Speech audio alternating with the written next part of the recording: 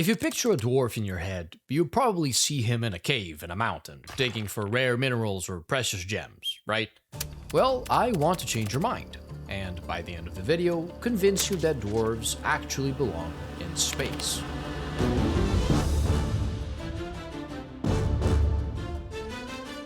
I have read every single bit of lore made about the kinholds, Chthonian guilds, and far realm prospects that compose the Leagues of Votann, and I believe this may just be both the greatest sci-fi reinterpretation of a fantasy race ever made and the coolest take on dwarves that I have ever seen.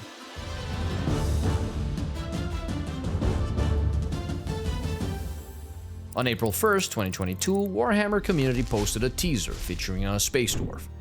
For years, the race colloquially known as squats had been an inside joke, the quote-unquote secret faction that we all agreed was never gonna make it into the game. Well, we laughed, some of us discreetly sighed in resignation, no one in particular in mind here, but we moved on.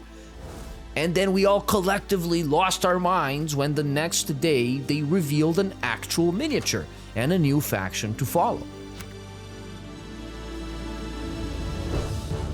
It was not a drill, this was actually happening.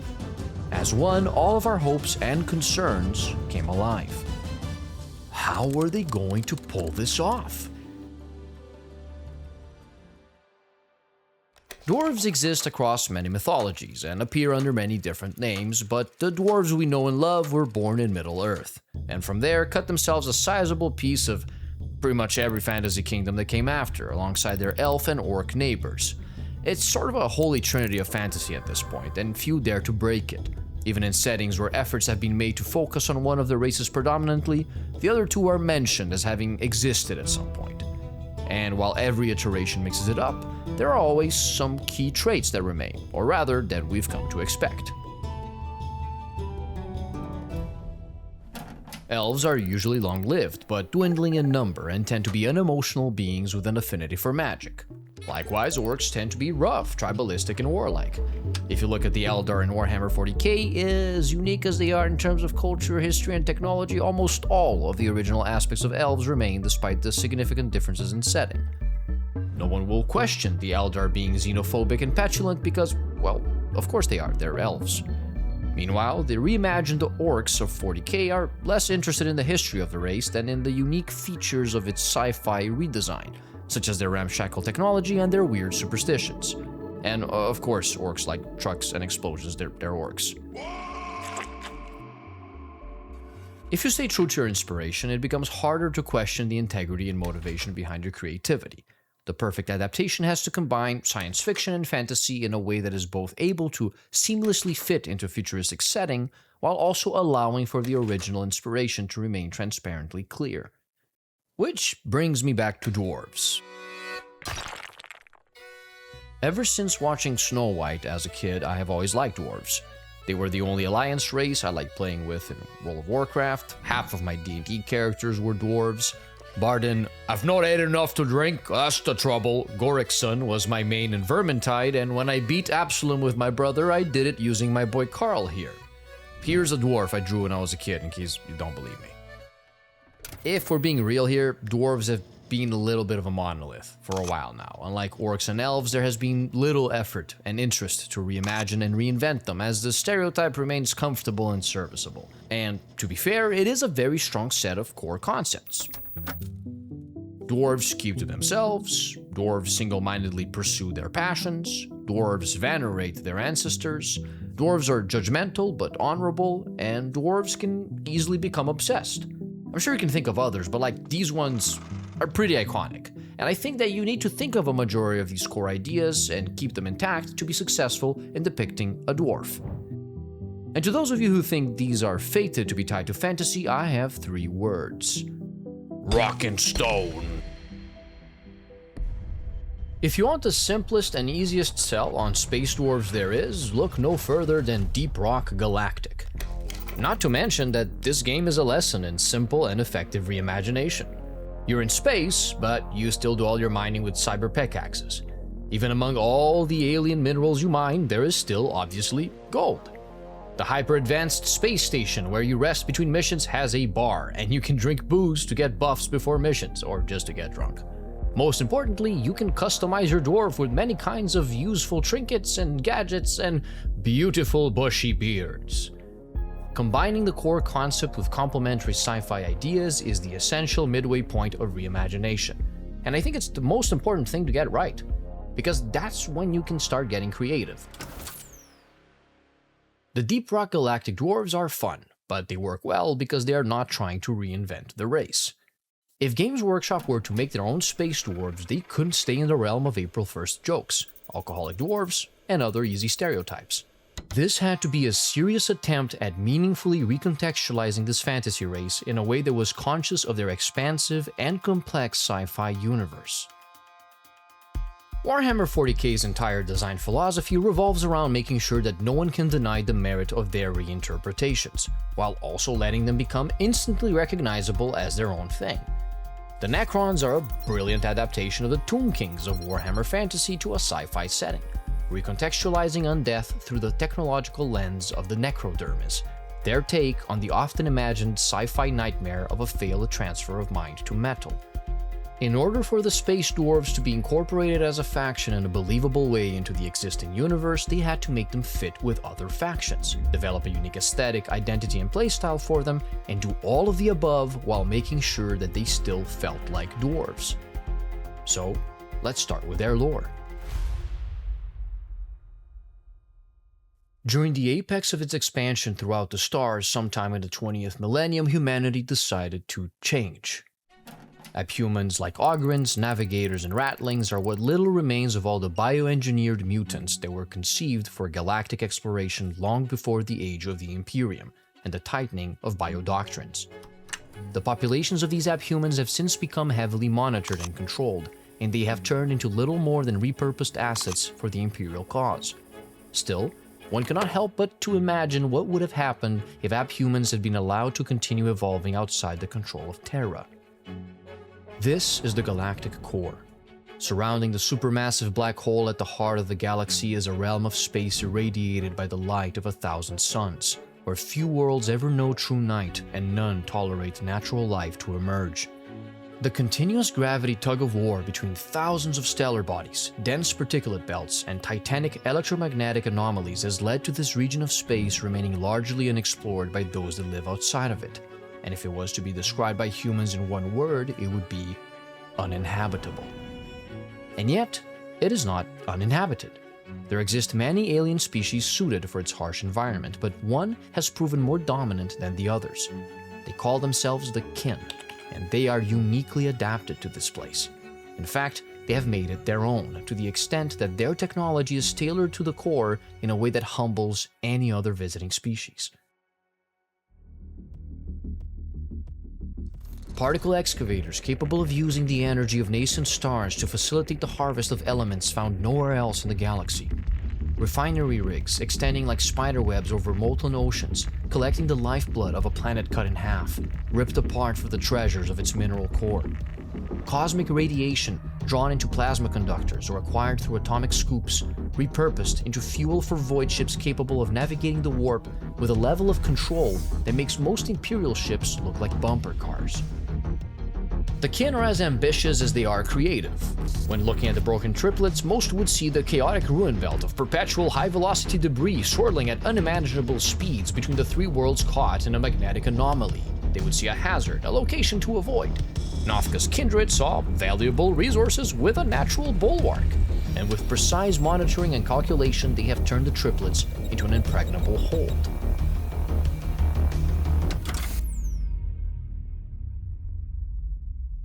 But what's a kindred, you ask? Well, here's how it works. Each individual kin is part of a kindred, which can vary greatly in numbers and power. These kindreds in turn tend to band together to form leagues, which are often led by the most powerful and influential kindreds composing them. There also exist guilds, which specialize in one particular trade or technology, like the Chthonian miners. These guilds can either be part of a league or operate independently and conduct their businesses across multiple leagues. While the kin rarely, if ever, go to war with each other, they are extremely competitive and will at all times prioritize their own league. This leads kin to be secretive and share little even amongst themselves. The kin are reserved by nature, and this choice is as pragmatic as it is necessary. Their origin is one of many guarded secrets among them. After the long march that landed them in the galactic core, most have long since forgotten the blueprint they were drawn from. This is what happens to a human body when it grows in an asteroid belt without a planet's gravity for their entire life. And if you bring someone like this to an environment with a stronger gravitational pull, like, say, Earth, their body will not handle the stress. By the same logic that weaker gravitational pulls lead to abnormal growth, stronger gravitational pulls would favor denser bone structures and more compact bodies overall. It stands to reason that if humanity was to ever explore planets with stronger gravitational pulls than Earth, we would need to design technologies that allowed us to endure this stress. Or, alternatively, we could just redesign ourselves instead. The choice to have the kin be a long-lost descendant race of mankind hidden in the galactic core is a clever way to both explain their physical similarity to us while justifying their particularities. It is not only grounded in the already established existence of abhumans in the 40k universe, but also serves to explain their long absence as a major faction, while still leaving room for occasional appearances over the years. But the truly elegant choice is to have the galactic core be a realm of dangers and riches, drawing an effortless parallel to the mountains that are so iconic to dwarves, and justifying their endless access to minerals and exponential technological growth. As the kin say, luck has, need keeps, toil earns. Luck placed the kin in the galactic core, a realm that, despite its many dangers, is both full of resources and rather isolated from the larger galactic threats. Need forced the kin to adapt to their new environment and kept them busy learning how to master its many challenges. But, above all, the kin have toiled for thousands and thousands of years. They may have been engineered for the purpose of exploring and mining the core, but this was supposed to be done with support from their mother civilization. Even after being cut off, the ancestors of the kin continued. They certainly suffered great losses as they made this hostile area of space their own, but they put their minds to it, and they made it work. They did more than this, in fact, they thrived. But there is one caveat. The kin did not do this alone, and their choices were not accidental. Their parallel evolution to mankind is very deliberate.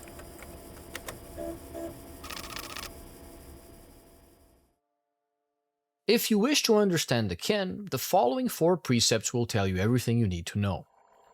By the mysteries of the Crucible are they given form and strength. Every kin is an asexually produced clone born from the machines known as crucibles, as a functional adult, and modified through clone skines. These are genetically engineered hereditary mutations, intended to modify the kin to fit the needs of the kindred, and designed to yield batches of varied individuals. This is why some kin have a hunger for the stars, while others are content mining in their home systems. But how do they work? Well, the best way to understand them is to look at the clones that humanity currently uses. And I'm not talking about the secret facility under Area 51, I'm talking about cultivars. By careful manipulation through processes like division, grafting, or root and stem cutting, we have learned to manipulate plants to serve our needs. Many of these processes rely on cloning, such as using offsets, which are asexually produced natural clones of mother plants. Technological advancement has allowed us to go even further through GMOs, and nowadays we can tailor these plants to fit our every need. Now all you need to do is recontextualize everything I just told you to an entire species. The cloners' guilds have mastered the science of combining clone skines, and kindreds are willing to pay a pretty penny for them to plan and tailor their batches of kin to fit their present and future needs. Okay, the clone aspect seems like one of the most evident departures from fantasy dwarves towards sci-fi, but then again, many settings straight up don't have female dwarves or don't show them, and the same goes for children. They often appear as a whole society of males that seemingly sprouted out of the ground, and when you say it like that, the clone thing is not that weird. What's more interesting to me is how the clone skines were used to give the kin a sense of community and brotherhood, so typical of dwarves, but in a way that makes it fit in a natural manner in 40k. Complementary clone skines with tendencies to develop friendship or to become romantically involved will produce soldiers more willing to fight and die for each other, which is a little grim and dark, but hey, it's 40k. Also, clone skines justify kin having a tougher skin, literally and figuratively. TLDR, the whole race has been genetically modified to be resistant to both the warp and depression. By the searing wrath of the hearth are they filled with the fury to overcome any foe. Kin holds can be something as small as a space station and as large as a planetary city. What makes a place a hold is that kin have made it their home. In the galactic core, every hold must have a hearth. The hearth is not only where the energy source powering the kin holds and structures is located, it is a gathering place. This is a more direct translation of the dwarven hearths of fantasy, places of warmth and community where they celebrate and drink together. Speaking of drinks, all kin drink brew. This liquid sustenance varies in composition from hold to hold, and they often carry multiple varieties: liquid food, energy drinks, vitamin supplements, or straight up booze. Brew can be anything and everything. And just like in other settings, the kin take great joy in sharing their local brew with outsiders and seeing their reactions to its taste. It may seem a bit silly to have such a thing in a sci-fi setting, but I genuinely think that were this to be missing, something essential to dwarven identity would have been lost. By the molten fires and pounding pistons of the forge are they armed and armored. Another example of this are the forges of the kin. These are a direct transposition of the most iconic element of dwarves in fantasy. They are smiths, craftsmen, and artisans, and the forges are where the kin maintain the technology they have and develop improved tools for future generations. However, it only makes sense that to these more traditional monikers are added those of engineers, biologists, and chemists, more fit for a sci-fi setting. Again, we would have noticed the absence of forges. Even renaming them to something more quote-unquote sci-fi would have probably caused a stir, so GW was smart enough not to touch it. Likewise, the hearths are a natural reinterpretation of the warmth of dwarven mountain holds, and keeping their name as is keeps the kin closer to the emotional heart of their source. The art of reimagining is all about getting creative where you can without fixing what's not broken. But you can't play it too safe. By the Votann and the Thane are they given wisdom and purpose. There's a reason I saved the Thane for last. In these structures, which bear resemblance to supercomputers, the wisest of the kin, known as living ancestors or Grimnir, commune with the ancestors of the kin.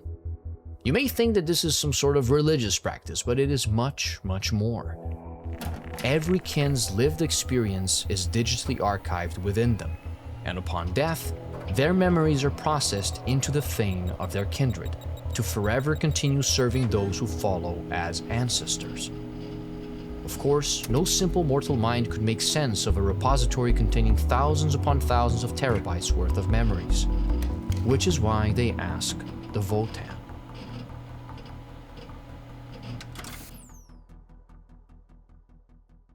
Dwarven architecture across media is always built to be imposing, and ironically to dwarf the individual. Yeah. Do you want to know who is not puny and insignificant? The ancestors. Be it in the halls of Erebor or the bridges of Karaz Ankor, colossal statues to the great heroes, kings, and sages of legend are always found in the homes of the dwarves. While the religions of dwarves may vary, they seem to always have a great deal of respect and admiration for their predecessors, and to forever live in their shadow. It is probably why many dwarves live with the obsession of making a legend of their own, and why they so stubbornly refuse to yield to invading foes like orcs, even when hopelessly outnumbered. This was the trickiest part of the lore to translate to sci-fi, and the solution they came up with caught everyone by surprise. Humanity's golden age amongst the stars came to an abrupt end with the ascendance of artificial intelligences, and while most of them were eradicated following this war between creator and creation, there was one place that escaped the purge. A place so remote and isolated that it allowed for a part of humanity to branch off and chart its own course, or rather, to have its course charted. Behold, the ancestor course, or as the kin call them, the Votann. These ancient artificial intelligences are hyper-advanced remnants from the dark age of technology, and it is thanks to their guidance that the kin were able to tame the galactic core. They are so powerful and so essential that no league can exist without one, hence their name, and lesser kindreds gladly share their data and technology in exchange for the auspices of the great ancestors. Each league manages their Votann in a unique way. Some, like the Great Arthurian League, keep their precious Votann deep in the heart of their territory, guarded within planetary fortresses surrounded by miles of orbital defenses.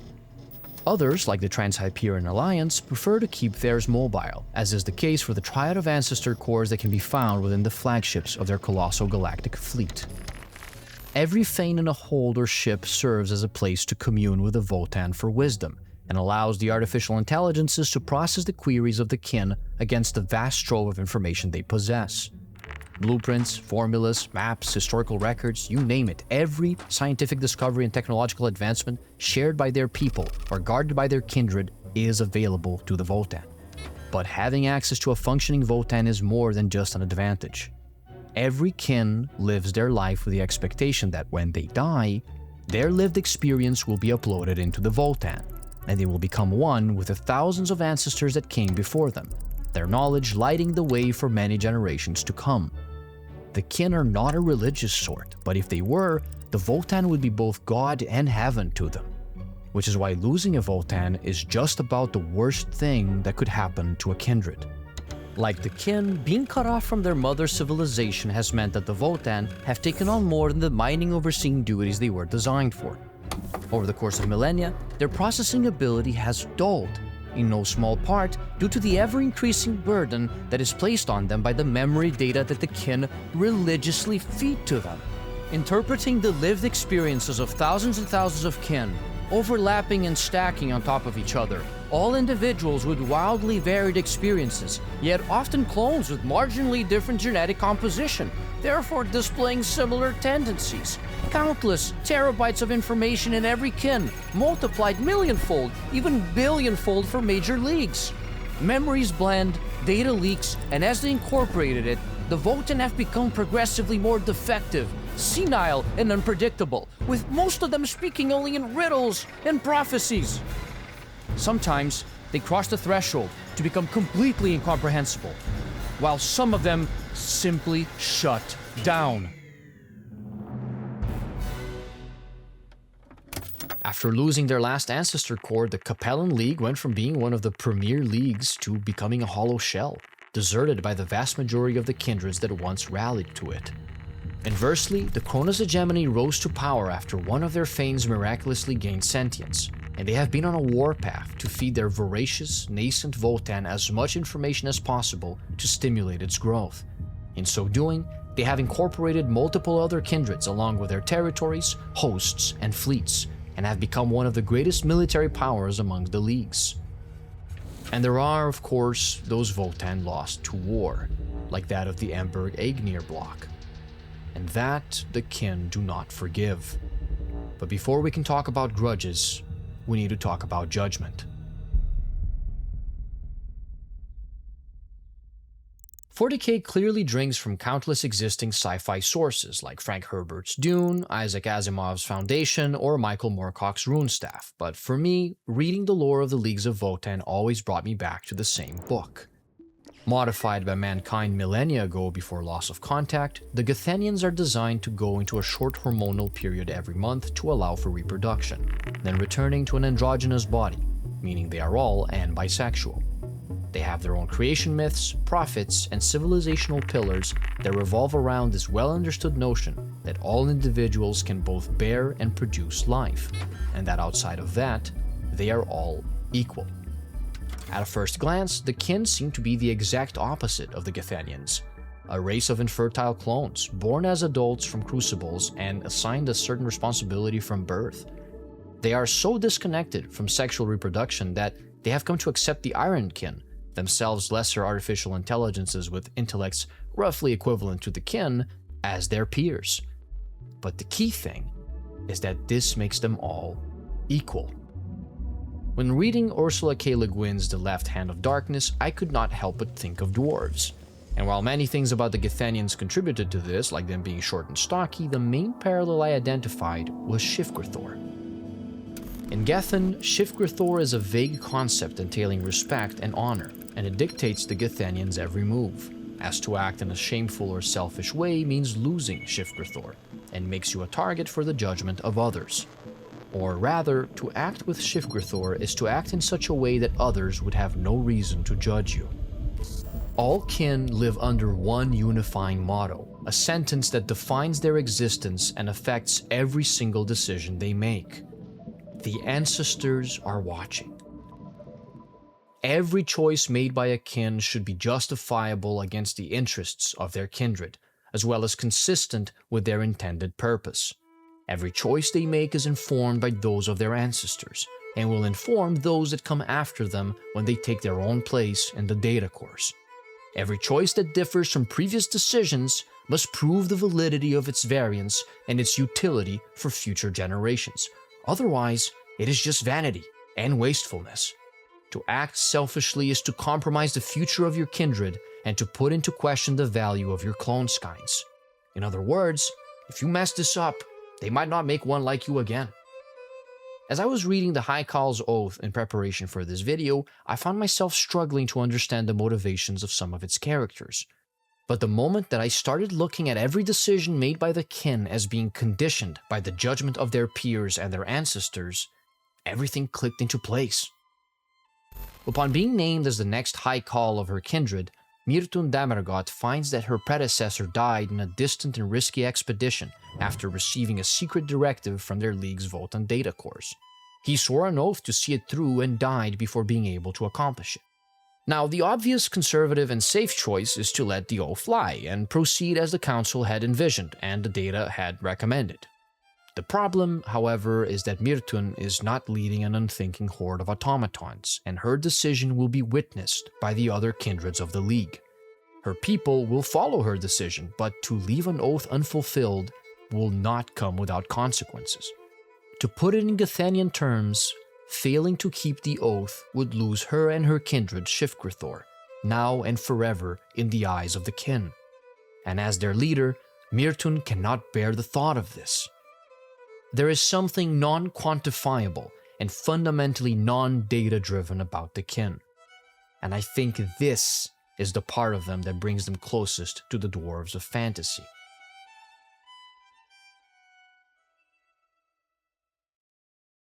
As much as Snow White boasts an impressive number, the most dwarf-heavy cast of all time continues to be J.R.R. Tolkien's The Hobbit. The 13 dwarves that accompany Bilbo Baggins on his adventure to the Lonely Mountain can be described by many words.